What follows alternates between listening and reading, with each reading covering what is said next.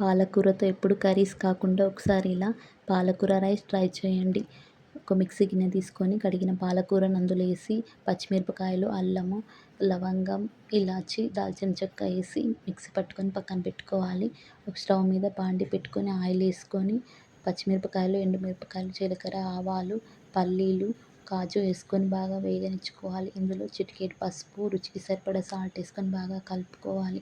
తర్వాత పేస్ట్ చేసిన పాలకూరని అందులో వేసేసుకొని బాగా మగ్గనిచ్చుకోవాలి. ఆయిల్ పైకి తేలే అంతవరకు మగ్గనిచ్చుకున్న తర్వాత ఇందులో ఒక స్పూన్ ధనియాల పొడి, కొద్దిగా జీలకర్ర పొడి వేసుకొని బాగా కలుపుకోవాలి. ఒక రెమ్మ కరివేపాకు వేసుకొని కలిపేసుకోవాలి.